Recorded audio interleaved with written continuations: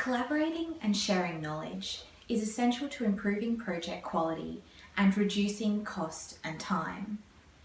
Knowledge management is about getting the right knowledge to the right people. It's about facilitating learning from past projects and transferring it to future projects, even if team members change or other stakeholders change.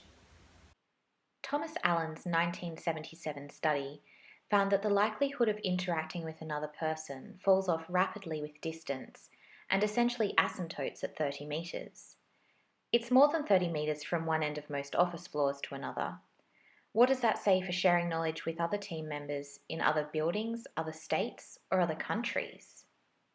Global projects require additional sophistication in terms of systems, processes, and management to facilitate virtual collaboration.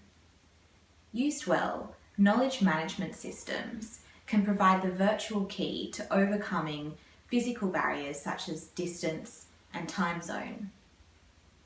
Knowledge management systems allow us to securely and virtually store, update, and disseminate project documents, publish key project dates and other announcements, communicate with team members in other locations through discussion forums, instant communicators, and virtual announcement boards, track progress of tasks and activities, monitor knowledge flows, search for existing knowledge, and archive knowledge so that it's accessible for future projects. Ever lived in a share house?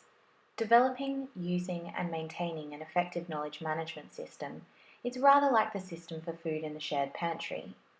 The pantry provides the framework for storing food. All housemates are involved in developing the system or rules for use. Initially, the pantry is stocked. Over time, more and more items are added. Some things aren't for sharing. If things are put back in the wrong place, they can be difficult to find or lost entirely. Empty items are replaced. Out-of-date or redundant items are thrown out. Want to leave a message for someone else in the house? Where is the surest place they'll see it? Pinned to the pantry door. Ideally, everyone can find exactly what they want in the pantry at all times, but this requires housemates to collaborate, follow the rules, maintain the system, and identify things that are and aren't working and adjust the system accordingly. Extrapolating from the guidance of Gene Binder in his seminal text, Global Project Management, Communication, Collaboration and Management Across Borders, in order to build a culture of knowledge sharing within a dispersed project or organisation, we need to do 5 things.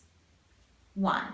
Evaluate how knowledge is currently shared within an organisation or project, including what systems are in place and what people do in practice. 2. Develop robust knowledge sharing infrastructure and systems that are appropriate and easy to use. 3.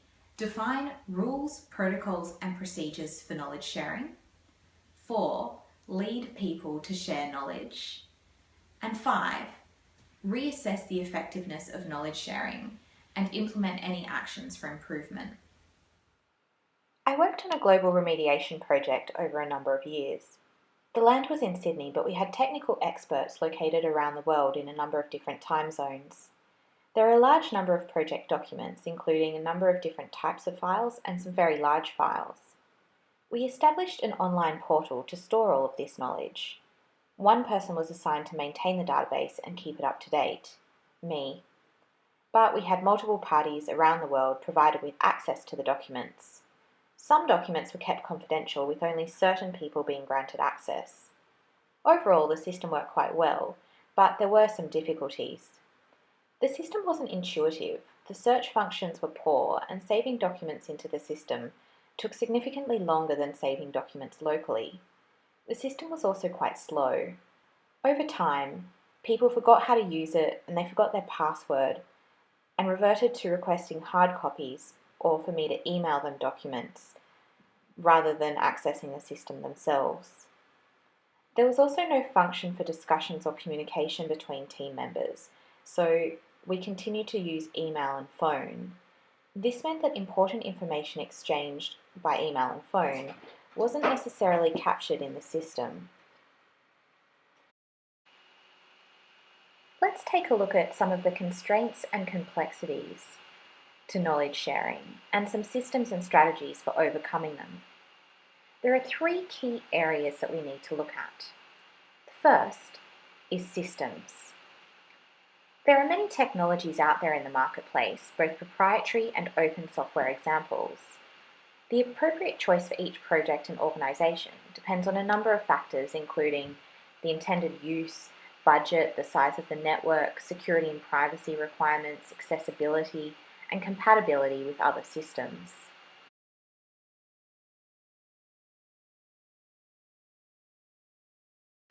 Second, we have people. A knowledge sharing system is only as good as the effort put in by the people who use and maintain it. Creating buy-in or motivating team members to use the system is essential. You can generate motivation by helping team members understand the benefits of a system. In developing a knowledge sharing system, you may like to undertake a survey of the stakeholders who will be affected by the system. What do they want to get out of it? How will they use it? Do they understand the benefits? Is it easy and intuitive? Training might be required to ensure that all team members can use the system and use it correctly. Finally, our third category is procedures and protocols.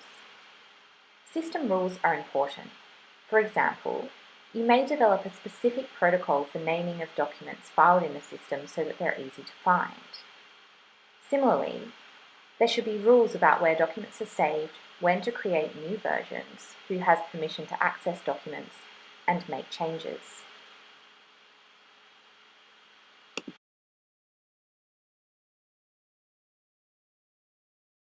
Ideally, a comprehensive knowledge sharing suite suitable for a global project will have a document system that allows all team members to easily create, check out, update, review, and archive all types of documents.